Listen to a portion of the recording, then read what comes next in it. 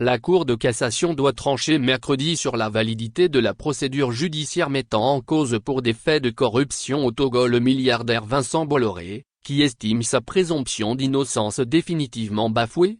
M. Bolloré, 12e fortune de France selon Challenge, est mis en examen depuis 2018 pour corruption d'agents publics étrangers dans l'enquête sur l'attribution de la gestion du port de Lomé au Togo, entre 2009 et 2011. Il risque, en l'état, un procès devant le tribunal correctionnel de Paris. Saisi depuis 2013, des juges financiers parisiens soupçonnent le groupe Bolloré d'avoir utilisé les activités de conseil politique de sa filiale Euro-RSCG, devenue AVA, pour décrocher frauduleusement la gestion du port de Lomé, au bénéfice d'une autre de ses filiales, Bolloré Africa Logistique, anciennement appelée SDV, au moment de la campagne de Faure Gnassingbé à l'élection présidentielle.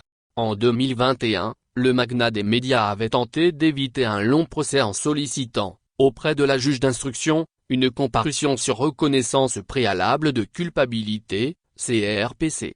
Le directeur général du groupe Bolloré de l'époque Gilles Alix, mis en examen pour corruption, et Jean-Philippe Dor, directeur international chez AVA, mis en examen pour complicité d'abus de confiance, avaient fait de même. Lors d'une CRPC en février 2021, les trois prévenus avaient reconnu les faits et accepté la peine négociée avec le parquet national financier, PNF, une amende de 375 000 €. Mais le tribunal avait refusé d'homologuer la CRPC, jugeant la comparution des trois hommes en correctionnel nécessaire. Le dossier est retourné à l'instruction et depuis, le trio tente de faire annuler les mises en examen. Mercredi, la plus haute juridiction de l'ordre judiciaire français pourrait rejeter leur pourvoi, et donc valider leur mise en examen.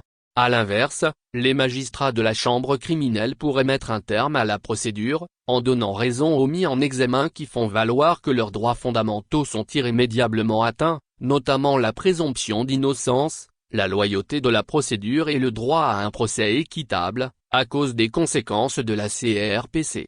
Selon plusieurs sources proches du dossier, l'hypothèse la plus probable serait que la Cour de cassation annule, ou demande à la Chambre de l'instruction, d'annuler certaines pièces du dossier liées à la CRPC, sans pour autant remettre en cause les mises en examen.